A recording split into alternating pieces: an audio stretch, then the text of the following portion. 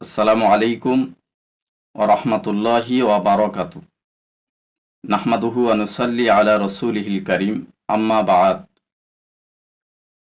পৃথিবীতে যত মানুষ সৃষ্টি হয়েছে, কোনো মানুষের গায়ের ঘাম সুগন্ধি ছিল না, তবে এক ব্যক্তি ছাড়া। তিনি কে ছিলেন? তিনি ছিলেন প্রফেট মুহাম্মদ সাল্লাল্লাহু আলাইহি ওয়াসাল্লাম। তো এ বিষয় নিয়ে আমি আপনাদের সম্মুখে আজকের একটি আশ্চর্যজনক ঘটনা শেয়ার করব। ঘটনাটি বর্ণনা করেছেন হযরতে আবু হুরাইরা রাদিয়াল্লাহু তাআলা আনহু। তিনি বলছেন, এক ব্যক্তি নবীর কাছে গিয়ে বললেন, ইয়া রাসূলাল্লাহ, ইয়া হাবিবাল্লাহ হুজুর, আমি প্রচুর গরীব। সুগন্ধি ব্যবহার করার আশা আমার প্রচুর, কিন্তু আমি ব্যবহার করতে পারি না।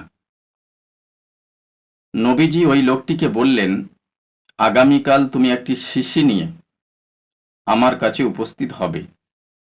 নবীর কথা মতো সেই লোকটি একটি শিশি নিয়ে নবীর কাছে উপস্থিত করালেন। আল্লাহর নবী নিজের গায়ের ঘাম অর্থাৎ পাসিনা মোবারক ওই শিশির মধ্যে ভরে দিলেন।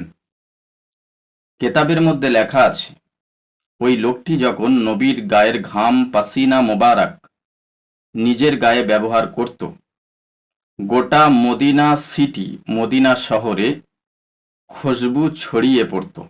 সুবহানাল্লাহ।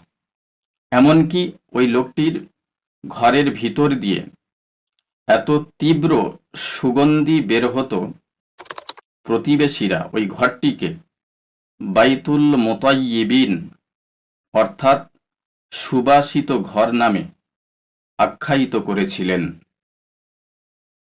তো এই পর্যন্ত আজকে সমাপ্ত করলাম।